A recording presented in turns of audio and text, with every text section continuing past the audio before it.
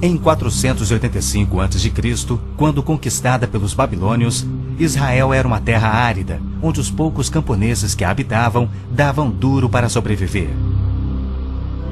Esta era a terra que Deus havia prometido para Abraão, Isaque e Jacó, e aos seus descendentes para sempre. Toda a terra que você está vendo, darei a você, Abraão, e a sua descendência para sempre. A terra não poderá ser vendida definitivamente, porque ela é minha. O povo que orgulhosamente habitava a terra prometida foi dizimado, espalhado e levado à Babilônia, onde passou 70 anos, conforme predito por Jeremias. Toda esta terra se tornará uma ruína desolada, e vocês estarão sujeitos ao rei da Babilônia durante 70 anos. Muitos judeus haviam voltado a Jerusalém para reerguer o templo, mas o resto da cidade estava em ruínas, suas paredes derrubadas e portões queimados. Em meio à desolação, Deus inspirou o profeta Zacarias a proferir uma das profecias mais notáveis já registradas. Ela predizia o período bíblico conhecido como os últimos dias.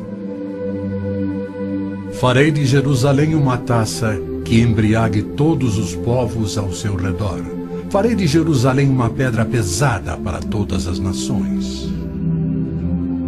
O cumprimento dessa profecia após o admirável renascimento de Israel em 1948 é constatado pelo mundo todo. Exatamente como previsto na Bíblia, ao invés de Nova York, Berlim ou Moscou, a pequenina Jerusalém é o fardo maior dos países do mundo.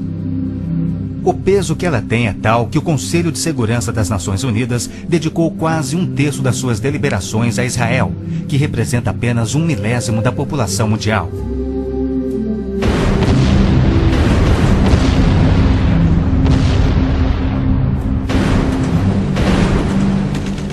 Jerusalém não seria o problema número 1 das Nações Unidas se a nação de Israel fosse facilmente intimidada, mas os seus militares são os melhores do mundo.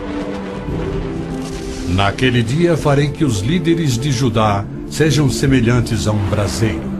Eles consumirão todos os povos ao redor. O Senhor protegerá os que vivem em Jerusalém.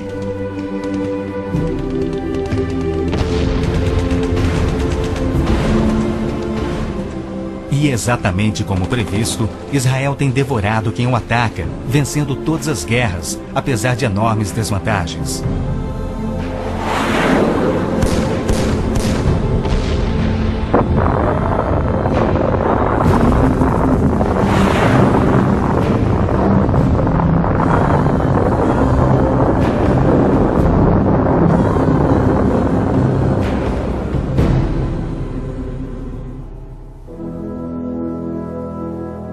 O anjo Gabriel revelou a Daniel que Jerusalém seria reconstruída e que após 483 anos viria o Messias. E que seu próprio povo, o povo de Israel, o rejeitaria e o crucificaria. Que a cidade e o templo ficariam outra vez em ruínas. E foi assim que aconteceu. Depois o ungido será morto e já não haverá lugar para ele. A cidade e o lugar santo, o templo, serão destruídos pelo povo do governante que virá. Jesus entrou em Jerusalém no dia exato da profecia, foi aclamado como Messias e depois rejeitado. Jesus mesmo profetizou: Eu lhes garanto que não ficará aqui pedra sobre pedra, serão todas derrubadas. E serão levados como prisioneiros para todas as nações. No ano 70 DC, exatamente como Cristo previu, os exércitos romanos, sob Tito, saquearam Jerusalém, derrubaram o templo de Herodes e não deixaram pedra sobre pedra. Mais de 1 milhão de judeus foram mortos e o remanescente espalhado pelas nações. Vocês serão desarraigados da terra em que estão entrando para dela tomar posse. Então o Senhor os espalhará pelas nações, de um lado ao outro da terra. Os profetas de Israel também previram o antissemitismo, que perseguiria os judeus por toda parte. Vocês serão motivo de horror e objeto de zombaria e de riso para todas as nações. Espalhados entre as nações, os judeus têm sido odiados, perseguidos e mortos como nenhum outro povo, enquanto a estéril terra de Israel permaneceu de luto. Após sua visita em 1867, o escritor Mark Twain escreveu: Belém, a terra em que os anjos cantaram não é habitada por criatura alguma. A Palestina se recobre de pano de saco e cinzas, desolada e sem beleza. Em outra de suas profecias admiráveis, Jesus declarou: Jerusalém será pisada pelos gentios, até que os tempos deles se cumpram. Jerusalém foi disputada por todos os grandes povos da história. Babilônios a dominaram, depois os medo-persas. Alexandre o Grande tomou a Palestina para os gregos em cerca de 300 a.C. Depois foram os egípcios, seguidos pelos assírios e então os romanos. Invasores islâmicos se apoderaram dela, mas foram depostos nas cruzadas. Mais tarde, os mamelucos islâmicos do Egito a tomaram. Depois, os turcos otomanos reinaram por 4 séculos. E ao longo destes séculos, os judeus ali viveram e sofreram. O pleno cumprimento das profecias bíblicas sobre Israel, Jerusalém e os judeus é a prova incontestável da existência de Deus e da veracidade bíblica. Muitos pensam que as cruzadas católicas libertaram a Terra Santa para os judeus, quando, na verdade, massacraram os judeus e tomaram a terra para a Igreja Católica. O Papa Urbano II, que organizou a primeira cruzada, desafiou seus seguidores a seguirem a estrada para o Santo Sepulcro, tomando a terra daquela raça malvada e sujeitando-a ao seu domínio. Hordas de voluntários, ostentando a bandeira da cruz, massacraram os judeus, a linhagem terrena de Cristo. Isso por todo o trajeto a Jerusalém. O líder da cruzada, Godofredo de Bouillon, jurou que se vingaria pelo sangue de Cristo, matando até o último dos judeus.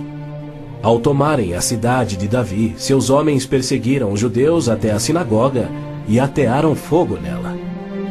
Os papas subsequentes trataram os judeus como leprosos sem qualquer direito. Entre estes, Pio VII, Leão XII, Pio VIII e Gregório XVI. O abuso de Hitler contra os judeus alemães antes da Segunda Guerra descortinou um antissemitismo fervilhante que se estendeu por todo o mundo. Ao navio transatlântico St. Louis, abarrotado com 1.100 refugiados judeus, foi negado acesso a todos os portos nas Américas do Sul, Central e do Norte. 700 destes tinham vistos de imigração para os Estados Unidos, porém o presidente Roosevelt os enviou de volta para morrerem nos fornos de Hitler. Até mesmo a Suíça rejeitou os judeus, devolvendo-os aos seus assassinos, e serviu como banqueira de Hitler, guardando para os nazistas bilhões de dólares em ouro e dinheiro roubado das vítimas judias. No final da Segunda Guerra, a promessa de Deus de retornar o seu povo à Terra Prometida parecia mais absurdamente ilógica do que nunca. 6 milhões de judeus perderam a vida no Holocausto de Hitler, um fato que muitos continuam a negar. Embora Adolf Eichmann relatou, enquanto prisioneiro, que o massacre dos judeus foi o maior de todos os crimes, a maior dança funesta da história da humanidade.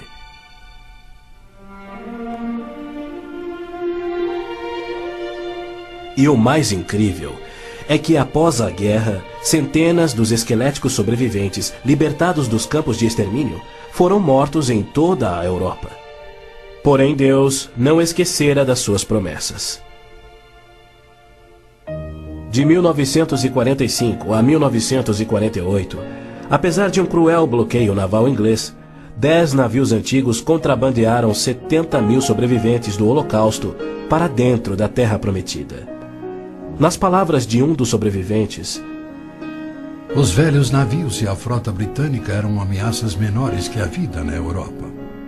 Pela primeira vez em anos tínhamos um propósito: a criação de um Estado judeu. Milhões de judeus têm voltado a Israel oriundos de mais de 100 países. A existência de Israel hoje, na Terra Prometida, é incontestavelmente uma obra de Deus. Vejam, eu os trarei da terra do norte e os reunirei dos confins da terra. Aquele que dispersou Israel o reunirá. Em novembro de 1947, as Nações Unidas adotaram a sua Resolução 181. Ela dividia a Palestina, dando 18% aos judeus e 82% aos árabes. E tornou Jerusalém uma cidade internacional que, conforme o Vaticano também insistiu, nunca poderia ter domínio judeu. O mundo árabe rejeitou esta resolução e exigiu toda a Palestina. Até hoje, nenhum mapa árabe admite a existência de Israel.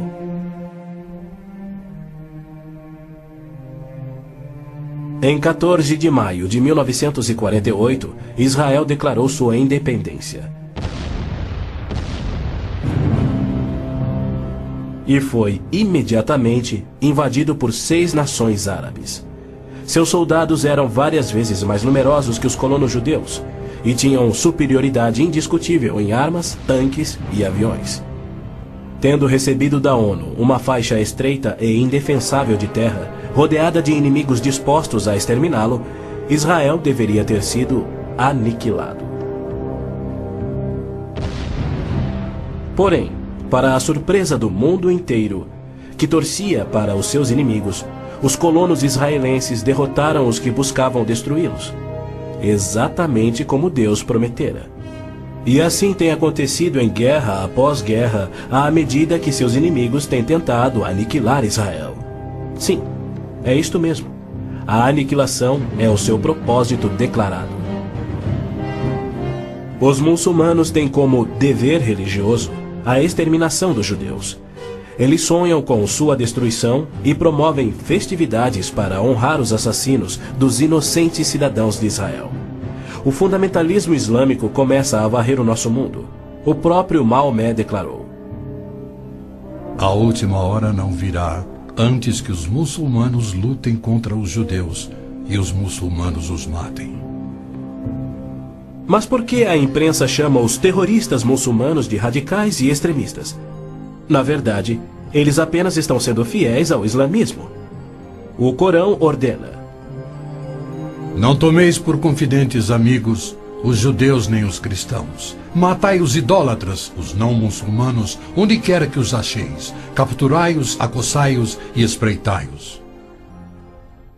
Líderes muçulmanos, religiosos e políticos ameaçam os judeus como fazia Hitler na TV, pelo rádio e alto-falantes nas ruas e nas mesquitas.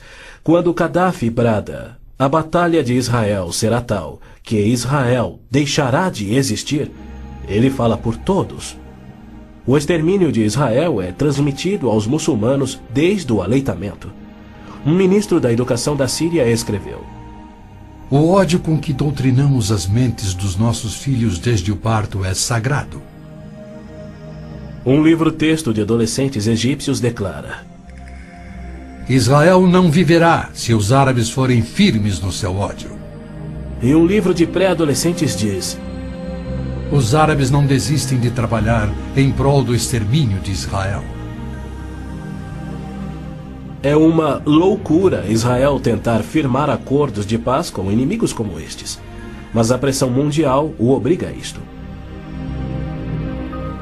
Na Guerra de Yom Kippur de 1973, milhares de tanques atravessaram simultaneamente o Sinai, oriundos do Egito, e descendo o Golã a partir da Síria num ataque surpresa cuidadosamente orquestrado.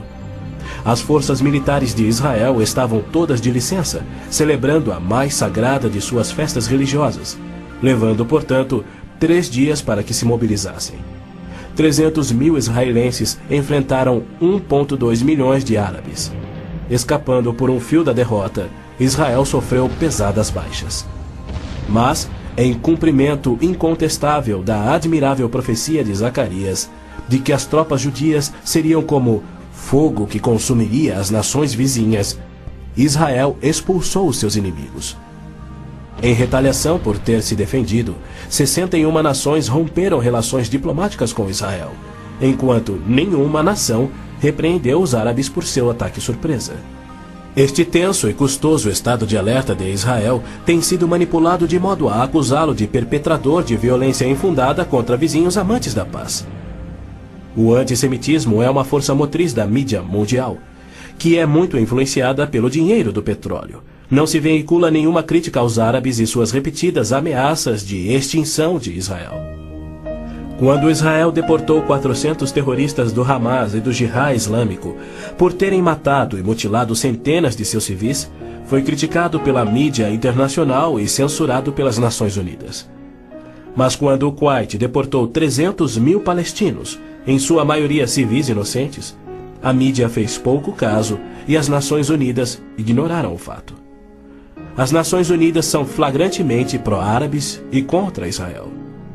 As chamadas Forças de Paz das Nações Unidas no Líbano abrigaram terroristas da OLP, ofereceram suas instalações para treinar terroristas, forneceram equipamento militar e auxiliaram as equipes de terroristas a caminho de atacarem Israel.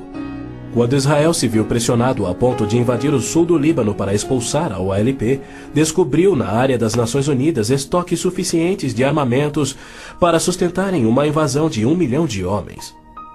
E a maioria, incrivelmente, era avançada demais para ser operada pela OLP e era obviamente destinada a uma invasão soviética. A ONU já condenou Israel mais de 370 vezes por ter se defendido, porém nunca condenou os terroristas ou os seus agressores. 2 anos após a Olimpíada de Munique, em que a OLP assassinou 11 atletas israelenses, Arafat, o seu líder, foi convidado para falar na Assembleia Geral da ONU. E foi recebido como herói, embora clamasse pela extinção de Israel. O então secretário-geral da ONU, Boutros Ghali, declarou: Os judeus devem abrir mão de sua condição de nação e do Estado de Israel para serem assimilados como uma comunidade do mundo árabe. O Domo da Rocha, no cume do Monte Moriá, está situado no coração de Jerusalém. Esta edificação de 141 mil metros quadrados inspira paixões tão explosivas que pode ser o estopim da Terceira Guerra Mundial a qualquer instante. Foi ali que Abraão obedientemente construiu um altar e colocou sobre ele o seu filho Isaque, disposto a oferecê-lo como sacrifício a Deus. Mas Deus o impediu e proveu um carneiro para substituir a Isaque. 900 anos mais tarde, há cerca de 3.000 anos, o rei Davi comprou aquele terreno santo de Araúna, o Jebuseu, para poder edificar ali um altar a seu Deus. E foi ali que Salomão construiu o primeiro templo. Do templo judeu, destruído por 2 vezes, não resta nada. Em seu lugar se ergue o Domo da Rocha, um imenso monumento ao deus islâmico da lua, o antissemita Alá. Em 1967, quando Israel capturou o leste de Jerusalém e junto com ele o Monte do Templo, isto parecia contradizer a profecia de Cristo de que Jerusalém seria pisoteada pelos gentios até a sua vinda. Mas, incrivelmente, Israel imediatamente devolveu o Monte do Templo aos cuidados do rei Hussein da Jordânia. Este, por sua vez, o confiou a Yasser Arafat e a sua OLP em 1994. Assim, o coração de Jerusalém está nas mãos de gentios, e as nações dos gentios de todo o mundo exigem o controle. Uma das principais tensões no Oriente Médio, hoje em dia, é a questão do chamado povo palestino. A Organização de Libertação da Palestina, a OLP, liderada por Yasser Arafat desde 1969, alega representar os palestinos. A OLP declara: Nosso conflito com o inimigo sionista não surge em função da demarcação de suas fronteiras, mas sim da própria existência de Israel. A OLP, como todos devem saber, é uma organização islâmica de terrorismo. Ela treinou as gangues de assassinos de Idi Amin, que mataram 300 mil cristãos negros em Uganda. Na verdade, a maioria das organizações terroristas em todo o mundo foram treinadas pela OLP. Arafat cometeu seu primeiro assassinato aos 20 anos. Sob sua liderança, a OLP se tornou a maior, a mais rica, a mais violenta e a mais sangrenta das organizações terroristas já conhecidas. Em 1970, a OLP tinha 55 bases na Jordânia, e seu terrorismo contínuo contra os civis jordanianos era tão maligno que o rei Hussein a atacou com suas tropas de beduínos, e após semanas de sangrentas batalhas, expulsou a OLP para o Líbano. Ali, a OLP aniquilou as cidades cristãs de Damur, Beit Malá, Tal Abbas e outras. A mídia fez vistas grossas ao seu reinado de terror no Líbano. A imprensa internacional foi ameaçada e se manteve em silêncio. Os que ousaram divulgar a verdade tiveram mortes brutais. Larry Buckman e Sean Tulan, da TV ABC, Mark Trion, da rádio belga Livre, Robert Pfeffer, da revista Der Spiegel, e outros. Cerca de 300 mil civis libaneses foram mortos e mais de 100 mil das jovens sobreviventes foram engravidadas por estupros da OLP antes que Israel a expulsasse. Porém, novamente, Israel foi censurado. Ladies and gentlemen, Mr. Arafat, Chairman of the Executive Council of the Palestine Liberation Organization, His Excellency Yitzhak Rabin, Prime Minister of Israel, the President of the United States. Quaisquer tratados de paz com a OLP têm como propósito único enganar Israel.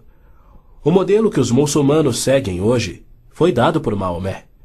Em 628, ele firmou um tratado de paz de 10 anos com sua tribo Quraysh, em Meca.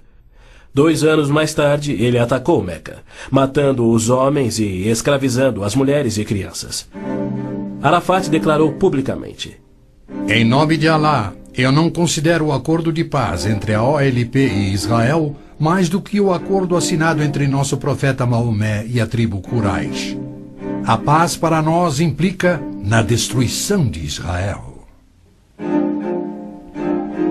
O primeiro passo é fingir a paz para ganhar territórios dentro de Israel, de onde possa lançar sua destruição final. Por incrível que pareça, Arafat e seus assassinos da OLP têm sido eximidos e celebrizados pela mídia mundial. Este criminoso, impiedoso e sadista recebeu um prêmio Nobel da Paz e é honrado como campeão da justiça em prol do oprimido povo palestino. Palestinos? Nunca houve palestino, seja povo, nação, língua, cultura, religião ou economia. As alegações de serem descendentes de um povo palestino que supostamente habitou uma terra chamada Palestina por milhares de anos não passa de uma mentira intencional. A terra era chamada Canaã e era habitada por cananeus. E o que fora Canaã tornou-se a terra de Israel quando Deus a entregou ao seu povo. Porém, uma história revisada que oculta a verdade é promovida nas melhores enciclopédias e livros, incluindo publicações cristãs. Aqueles que hoje se denominam palestinos são árabes, por berço, língua, religião islâmica e cultura. A origem do termo Palestina provém dos filisteus, os arqui-inimigos do antigo Israel. Em 130 d.C., os romanos reconstruíram Jerusalém como uma cidade pagã, tendo um templo de Júpiter no lugar do templo judeu. Provocados à rebelião, 500.000 de judeus foram mortos e milhares escravizados. Os romanos, irados, renomearam a terra de Israel, batizando-a de Síria Palestina. Assim surgiu o termo palestino. Dali em diante, os judeus que ali viviam foram chamados de palestinos. Na Segunda Guerra, o exército britânico tinha uma brigada palestina composta por voluntários judeus. A Orquestra Sinfônica da Palestina era de judeus, assim como o Palestine Post era um jornal de judeus. Em 1948, árabes fugidos de Israel começaram a alegar que eles eram os verdadeiros palestinos e que a terra de Israel sempre lhes pertencera. E a mídia mundial promove essa mentira. Mas a verdade é que em 1948 os árabes ocupavam meros 3% da Palestina. enquanto que a posse de Israel data de 4.000 anos de quando Abraão adquiriu a caverna Macpela em Hebrom. Ali Abraão sepultou sua esposa Sara, e ali estão enterrados Abraão, Isaque, Rebeca, Jacó e Lia. Em Hebrom, Davi foi coroado rei. É um lugar sagrado para os judeus e não tem nada a ver com os árabes ou com o Islã. E ainda assim os muçulmanos ignoram a presença contínua dos judeus por 3.000 anos e dizem que Hebrom é sua. Construíram uma mesquita e estão determinados a expulsar todos os residentes judeus.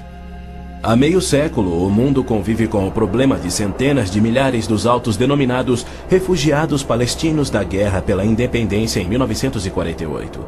Em mais uma mentira típica, a mídia internacional acusa os judeus de impiedosamente desalojarem a população nativa. Mas, na verdade, foi o alto comando árabe que os instruiu por rádio a deixar rapidamente a Palestina enquanto eles massacrariam os judeus. Uns 350.000 fugiram. Muitos ficaram. Os que ficaram hoje são cidadãos israelenses e atualmente compõem uns 16% do eleitorado de Israel.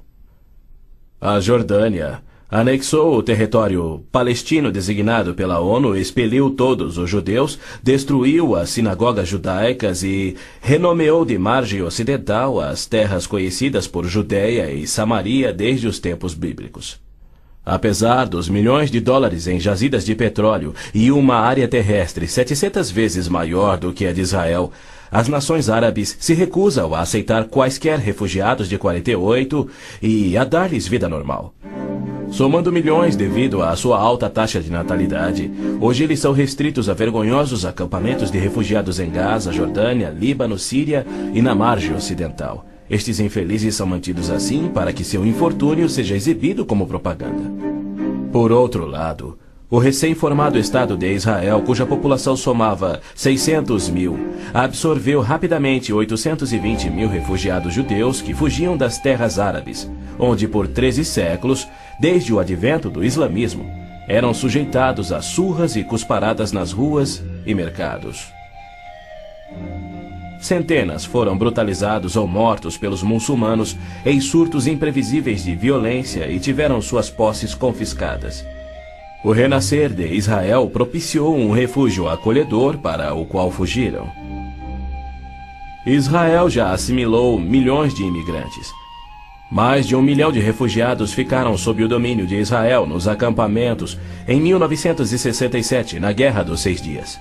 Israel lhes oferece terras estatais, eletricidade, água, esgoto, pavimentação e escolas, e já construiu 9 complexos residenciais para abrigar 10.000 famílias. As nações árabes, incrivelmente, se opõem ao auxílio que Israel oferece aos seus refugiados. Ainda mais incrível é que as Nações Unidas adotam anualmente as seguintes surpreendentes resoluções. A Assembleia Geral exige que Israel desista da reintegração dos palestinos na faixa de Gaza. A Assembleia Geral conclama novamente a Israel para que se retraia de quaisquer ações destinadas à reintegração dos refugiados palestinos. Se formos analisar a história, Jerusalém sempre foi a capital de Israel e seus reis. Hoje em dia, cedia ao seu parlamento. Porém, embaixadas estrangeiras se situam em outros pontos. Segundo o ministro das Relações Exteriores do Vaticano, em visita a Israel em 98, a presença de Israel no lado oriental de Jerusalém constituía uma ocupação ilegal. Em março de 1999, Israel foi advertido que a União Europeia não reconhecia a sua soberania sobre Jerusalém. Numa bula papal do Jubileu de 2000, o Papa João Paulo II rejeitou novamente a soberania israelense sobre Jerusalém. Em fevereiro de 2000, o Vaticano assinou um acordo com a OLP, no qual se pedia garantias internacionais de que Jerusalém fosse mantida sob controle internacional. Os maiores inimigos de Israel são o Islã e o catolicismo romano. João Paulo II tem calorosamente recebido o fascínora Yasser Arafat diversas vezes, até mesmo quando estava no auge de sua carreira como um dos assassinos e criminosos mais notórios do mundo. É claro que João Paulo II tem piamente condenado o antissemitismo, como lhe cabe fazer. Porém, ele se limita a se desculpar por atos cometidos por filhos e filhas da Igreja. E ele nunca, jamais, admitiu que os judeus e evangélicos martirizados na Inquisição o foram por política oficial da Igreja e seus papas. Roma insiste até em nossos dias que os católicos e não os judeus são o povo escolhido por Deus. Por exemplo, em 1928, um decreto do Vaticano se referia aos judeus como povo anteriormente escolhido por Deus. Em 1965, o Segundo Concílio do Vaticano declarou: a Igreja constitui o novo povo de Deus. A Roma Católica se denomina a Cidade Santa, a Cidade de Deus, a Cidade Eterna, títulos que Deus deu a Jerusalém. O interessante é que, ao invés de repreender Arafat por sua paixão por aniquilar Israel e suas crenças islâmicas anticristãs, o Papa aceitou seu convite para estar com ele em Jerusalém, celebrando a quem chamou de o nosso Jesus Cristo, entre aspas. Nosso Jesus Cristo? Segundo Arafat, Jesus foi um palestino que lutava contra Israel por sua liberdade, e o Papa apenas sorriu e o abençoou.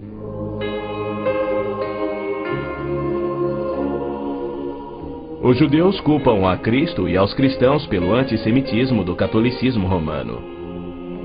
Mas o catolicismo, com seu falso evangelho de obras, sacramentos, purgatório e indulgências, não representa o cristianismo bíblico.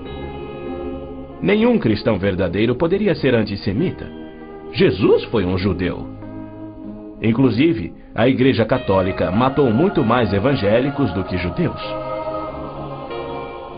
O Papa Inocêncio III massacrou por completo a cidade de Béziers, na França. Morreram cerca de 60 mil cristãos albigenses.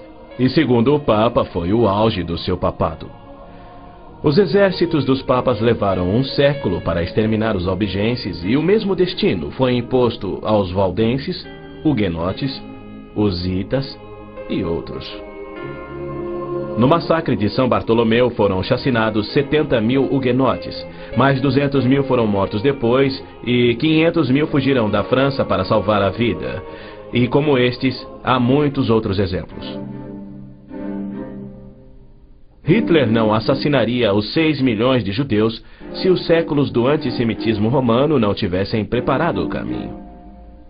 Em 26 de abril de 1933, Hitler relembrou aos representantes do Vaticano, Bispo Burney e Monsenhor Steinman, que por 15 séculos Roma considerara os judeus parasitas a serem exterminados, e que ele lhes oferecia uma solução final para o problema dos judeus.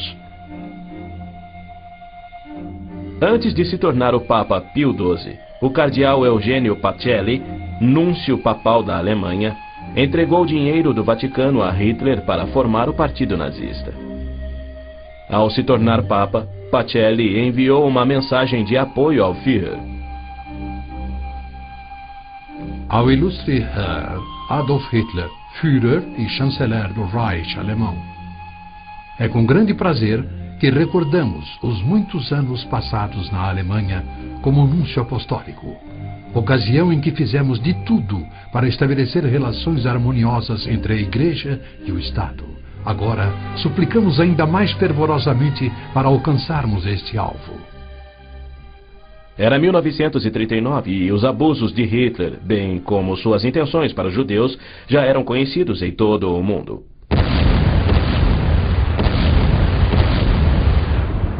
Foi em janeiro daquele ano que Hitler declarou que a guerra resultaria na, abre aspas, exterminação da raça judaica, fecha aspas.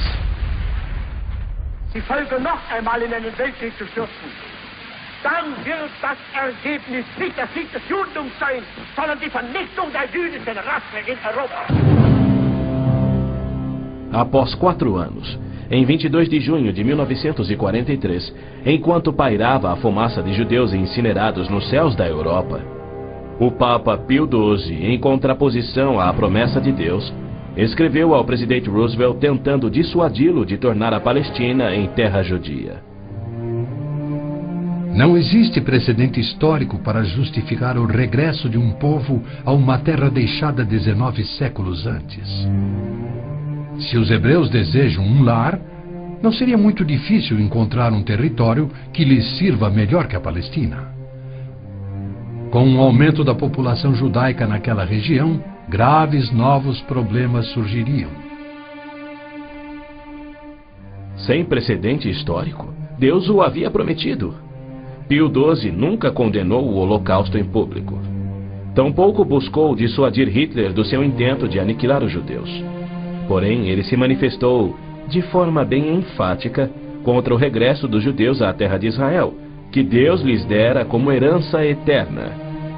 Do mesmo modo, Pio X declarou em 1904: Não podemos reconhecer os judeus como povo. Em 1919, o cardeal Pietro Gasparri, secretário de Estado do Vaticano, escreveu: O perigo que mais nos amedronta é o da criação de um Estado judaico na Palestina. E quanto ao Islã, esta religião de violência tem sempre forçado conversões pela espada. Após a morte de Maomé, a maioria dos árabes abandonou o Islã, dando origem às famosas guerras da apostasia. Abu Bakr, o primeiro califa a suceder Maomé, matou dezenas de milhares de ex-muçulmanos buscando reimplantar o Islã. Até o início do século VIII, os ferozes guerreiros do Islã haviam tomado a maioria do Oriente Médio, muito da África e haviam quase conquistado a Europa. A violenta natureza do Islã é vista ainda hoje em multidões bradando "Allah é grande" e infligindo terror e morte sobre os não muçulmanos. O Islã está por trás da maior parte do terrorismo no mundo. Hoje em dia, multidões muçulmanas periodicamente massacram milhares de cristãos, queimando e saqueando as suas terras.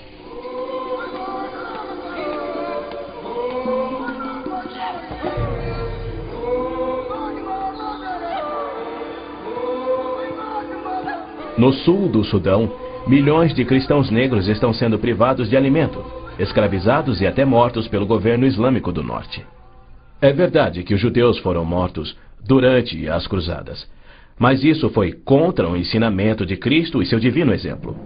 Já os terroristas muçulmanos matam como forma de obediência a Allah, em obediência ao Corão e ao ensino e exemplo de Maomé. Qualquer estudioso muçulmano concordará ser o dever sagrado de todo muçulmano em todas as eras praticar guerra santa o quanto for possível para forçar o mundo inteiro à submissão ao Islã. O Corão mantém mais de 100 versículos sobre lutar e matar neste propósito. Porém, a mídia internacional insiste em descrever o Islã como religião pacífica. Tony Blair, o premier britânico, classificou o Islã dizendo ser sinônimo da paz, tolerância, além de uma força para o bem. Muitos políticos de destaque no Ocidente têm elogiado o Islã e seus caminhos pacíficos, e líderes religiosos também. Os inusitados atos de guerra praticados por terroristas contra os Estados Unidos em setembro de 2001 resultaram em declarações de políticos que diziam ser necessário distinguir entre terrorismo causado por grupos extremistas, fanáticos, e a religião islâmica em si, que é pacífica. O escritor Tom Clancy disse que o Islã, como religião, não promove a violência. Uma declaração incrível frente aos ensinos contidos no Corão, os de Maomé, e a violência contínua que historicamente caracteriza o avanço do Islã. Esta é a visão romântica do Islã que encoraja o terrorismo. Para esses criminosos, Arafat é a prova viva das recompensas conferidas aos que aspiram ao terrorismo. Ele é o mais vil e bem-sucedido terrorista da história. A OLP detinha o recorde do maior sequestro aéreo, 4 aeronaves numa única operação, apenas igualado em 2001. O maior número de reféns, 300 pessoas na mesma operação, e outros recordes que se mantêm até hoje. O número de pessoas baleadas num aeroporto, o maior resgate pago, $5 milhões pagos pela Lufthansa. A maior diversidade de alvos, 40 aeronaves de passageiros civis, 5 navios de passageiros, 30 embaixadas ou missões diplomáticas, além de incontáveis fábricas, depósitos de combustível, etc, etc, etc. Ao invés de ser julgado como réu em corte internacional, assim como os nazistas e líderes sérvios, os sangrentos atos de Arafat atraíram a ONU, a União Europeia e incontáveis líderes políticos e religiosos para o seu lado contra Israel e lhe outorgaram o Prêmio Nobel da Paz.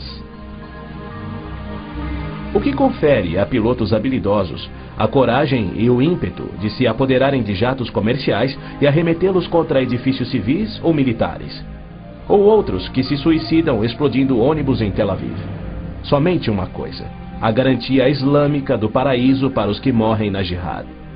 Aos mártires, o Islã promete um palácio de marfim contendo 70 mansões, cada mansão contendo 70 casas e em cada casa uma cama com 70 lençóis.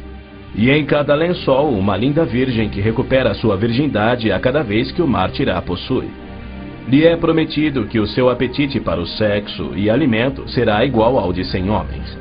Os meninos muçulmanos ouvem essa promessa desde a infância. Ela lhes confere a coragem inconsequente que os faz treinar e executar ações terroristas suicidas para infligir morte e destruição sobre os chamados inimigos de Alá. Quando este mundo reconhecerá que o Islã é que é o culpado? E quando os muçulmanos que desprezam o terrorismo perceberão estarem seguindo uma religião terrorista, conforme a história comprova? Os muçulmanos têm continuamente se torturado, se combatido e se matado. Nos 8 anos de guerra entre o Irã e o Iraque, foram usados milhares de toneladas de gás venenoso e as mortes somaram mais do que as da Primeira Guerra Mundial. Nos territórios da OLP tomados de Israel, não há liberdade de consciência, de expressão, de religião ou de imprensa e nem voto democrático. E isto caracteriza todos os países islâmicos. Na Arábia Saudita, no berço do islamismo, não se admitem judeus. Cidadania é privilégio muçulmano. É vedada a construção de templos que não sejam islâmicos e, segundo a lei universal do islamismo, a pena de morte é oficial e é destinada ao muçulmano que se converte a qualquer outra religião. Não se pode carregar uma Bíblia nas ruas da Arábia Saudita ou realizar estudo bíblico em seu próprio lar. Mas o Islã é a religião que mais cresce no Ocidente. Na Inglaterra, congrega-se mais em mesquitas do que em templos cristãos. Da mesma forma, muitas mesquitas nos Estados Unidos têm contato com bases secretas de treinamento terrorista para que a Jihad faça da América um país islâmico. O Islã rejeita o Deus da Bíblia e nega a divindade de Cristo ou que ele morreu por nossos pecados, alegando que um discípulo sósia tomou o lugar de Cristo na cruz e que Cristo foi levado vivo ao céu e que deverá voltar a esta terra para morrer um dia. O cristianismo deve ser subjugado pela força. O Corão diz: matai os idólatras, os não muçulmanos. Onde quer que os acheis, espreitai-os. Combatei aqueles que não creem em Alá. Observem bem, assim é o Islã. Porém, segundo Robert Schuller, se ele voltasse daqui a 100 anos e descobrisse que seus descendentes eram muçulmanos, ele não se importaria. Ele pregou sua mensagem de Natal em 99 na grande mesquita de Damasco, segurando a mão do grão mufti islâmico. Mais tarde, quando entrevistado por Larry King, Schuller disse animadamente ter sentido a afinidade espiritual além de uma concordância de fé e filosofia, e se referia a esse líder muçulmano anticristão. A Bíblia diz que Deus deu a terra prometida ao seu povo escolhido, os judeus. Já o Islã diz que Alá deu estas terras aos árabes.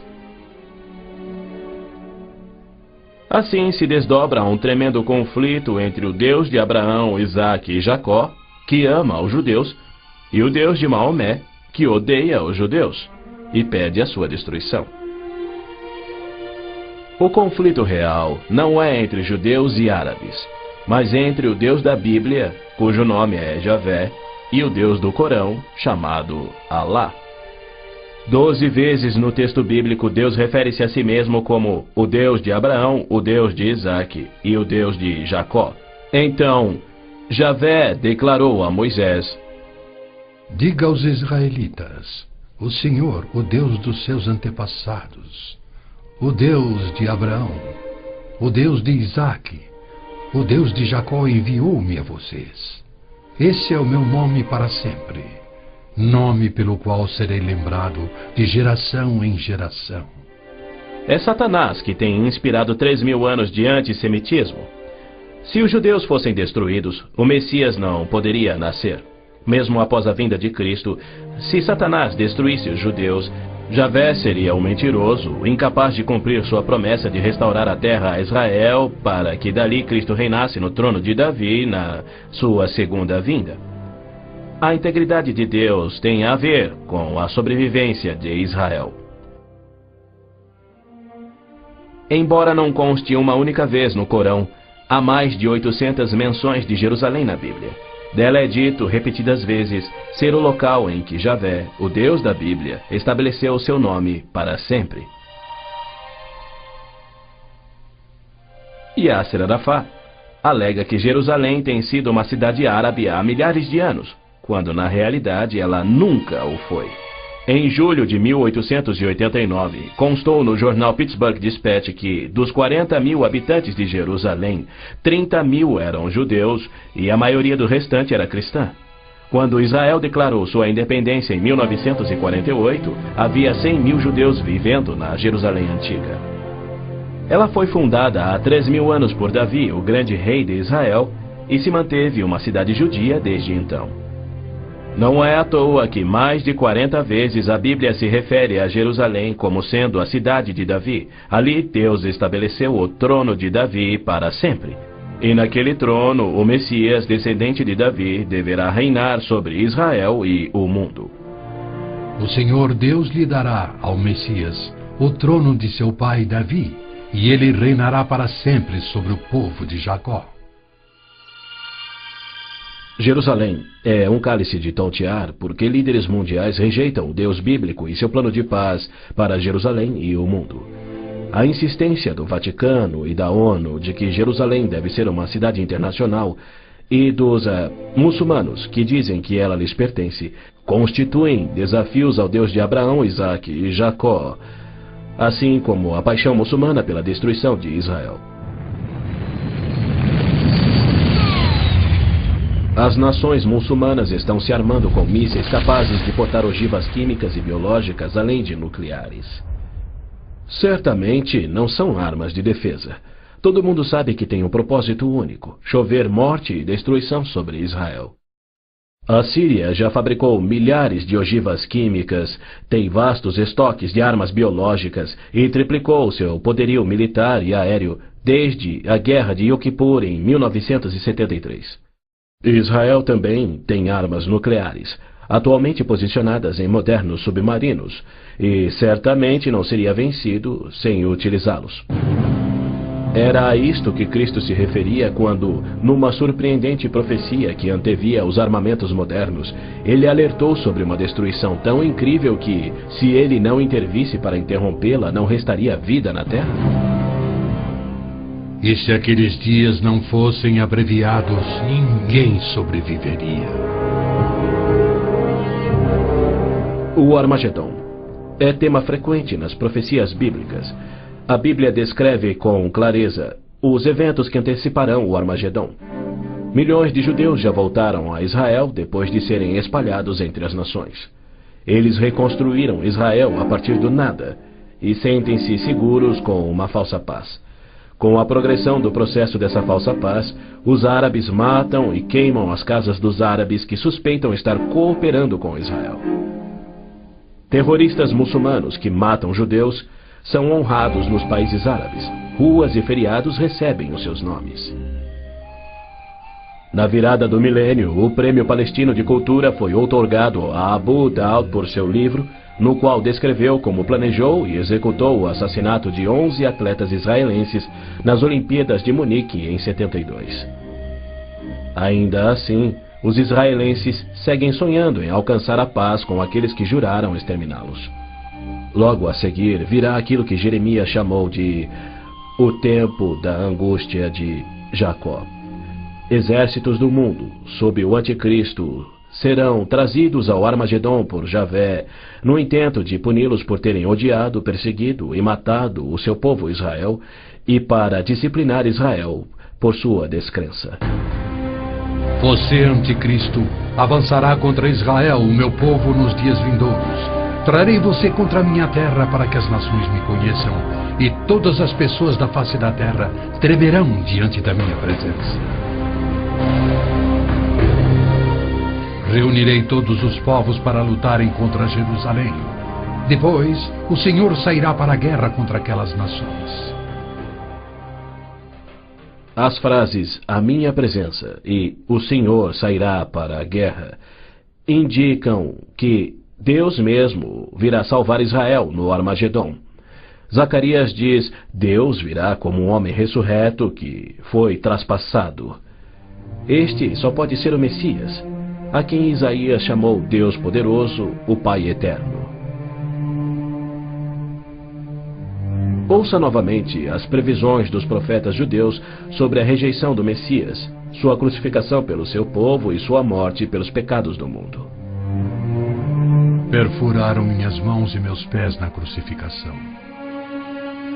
Foi desprezado e rejeitado, eliminado da terra dos viventes.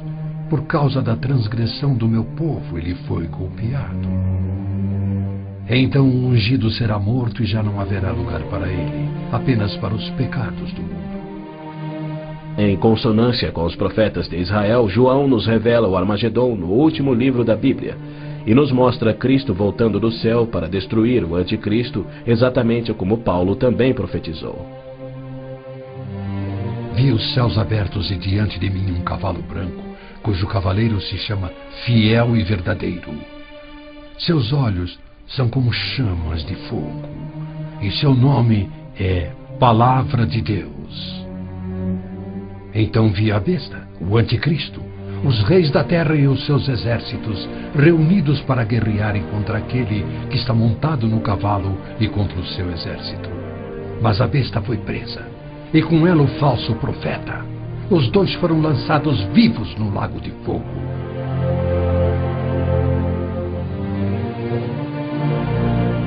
Antes do Armagedon, o anticristo irá confirmar um pacto de 7 anos, garantindo uma falsa paz entre árabes e judeus.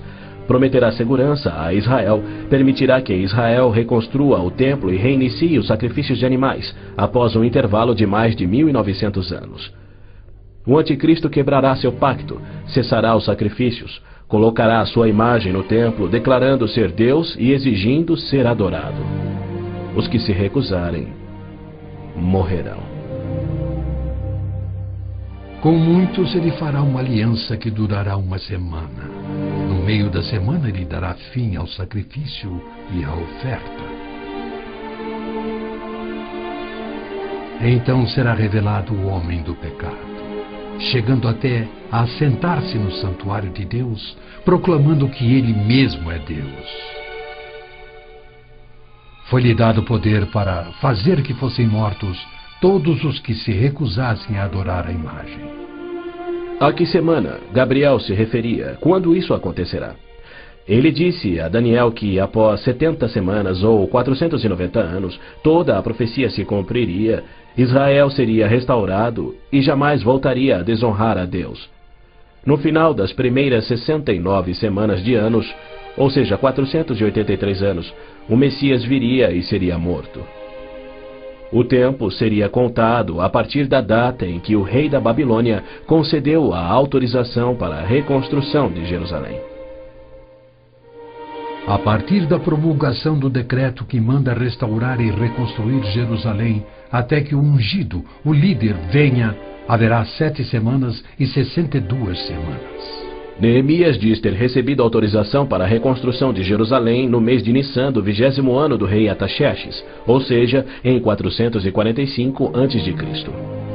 No domingo, 6 de abril de 32 DC, dia em que se completavam exatos 483 anos, hoje o chamado Domingo de Ramos, Jesus entrou em Jerusalém. Não num cavalo branco, conduzindo uma insurreição contra Roma, como os autoproclamados messias tentaram e os judeus queriam, mas num jumento, humildemente trazendo a salvação dos pecados, conforme Zacarias havia predito. Alegre-se muito, cidade de Sião. Exulte, Jerusalém. Eis que o seu rei vem a você, justo e vitorioso, humilde e montado num jumento, um jumentinho, cria de jumenta. Foi no dia 10 de Nissan, que era o dia em que os cordeiros pascais eram tirados do rebanho, que Jesus entrou em Jerusalém e apresentou ele mesmo ao seu povo. 4 dias mais tarde, quando Israel sacrificava os cordeiros, ele, o Cordeiro de Deus, cravado numa cruz, se entregou pelos pecados do mundo, cumprindo a profecia de Moisés. No 14º dia do mês, quando toda a comunidade de Israel irá sacrificar o cordeiro ao pôr do sol. É fato histórico indiscutível que Jesus entrou em Jerusalém num jumento no dia profetizado, foi aclamado como Messias, foi rejeitado por Israel e crucificado conforme os profetas haviam predito. Como resultado, foram postergados os planos que Deus tinha para Israel na 70ª semana de Daniel. Hoje vivemos na época que Cristo chamou de Tempos dos Gentios, pois Jerusalém é uma cidade internacional dominada por não-judeus. E Cristo tem construído a sua igreja, composta tanto por judeus quanto gentios que creem em seu nome. Somente quando esta igreja for arrebatada para os céus, conforme prometido por Cristo, é que terá início a 70ª semana de Daniel. Israel tem profundos problemas espirituais e morais, há hostilidade entre judeus religiosos e seculares e uma desilusão crescente com o judaísmo, especialmente entre a juventude. Israel sofre com drogas, pornografia, prostituição, juventude rebelde, estupros, roubos e assassinatos. Israel precisa se voltar em arrependimento para o Deus de Abraão, Isaque e Jacó. Mas os rabinos nada têm para oferecer aos pecadores arrependidos. Exatamente como Oséias profetizou, eles não fazem sacrifícios pelo pecado há 1900 anos, pois não têm um templo. Pois os israelitas viverão muitos dias sem rei e sem líder, sem sacrifício. Foi Deus quem profetizou essa condição. Por que ele permitiria que seu povo escolhido ficasse sem sacerdócio e sem templo no qual oferecer os sacrifícios pelos pecados que ele havia ordenado? Isso só faz sentido se o sacrifício de Cristo na cruz cumpriu todos os sacrifícios do Velho Testamento que já não são mais necessários. Caso contrário, Deus abandonou o seu próprio povo e todo o mundo sem recurso para o pecado. E isso ele nunca faria. As escrituras hebraicas contêm mais de 300 profecias, indicando quando e onde o Messias nasceria e como reconhecê-lo quando ele viesse. Cada uma destas foi especificamente cumprida ao pé da letra na vida, morte e ressurreição de Jesus de Nazaré. Se ele não for o Messias, então não existe o Messias. Pois foi Cristo que no dia exato, revelado pelo anjo Gabriel a Daniel, entrou em Jerusalém num jumento, foi aclamado Messias, depois rejeitado e crucificado conforme profetizado. Segundo as escrituras do próprio povo de Israel, aqueles que esperam a primeira vinda do Messias já estão atrasados em 1900 anos. A única esperança de Israel está na sua segunda vinda. E podemos ter certeza de que, havendo gerado a nação de Israel, Deus irá cumprir o seu propósito, pois ele declara: Pode uma nação nascer? Acaso faço chegar a hora do parto e não faço nascer, diz o Senhor? Acaso fecho o ventre? Tragicamente, muitos judeus só crerão no seu Messias no Armagedon. Quando Javé aparecer em pessoa para salvar Israel da destruição pelos exércitos, eles reconhecerão finalmente ser o Messias, aquele que foi traspassado e morto pelos seus pecados e que ressuscitou como o próprio Messias predito pelos seus profetas, a quem rejeitaram. Então todos os judeus ainda vivos irão crer. Mas para todos aqueles, judeus e gentios, que morrerem sem crer nele, tragicamente não restará esperança.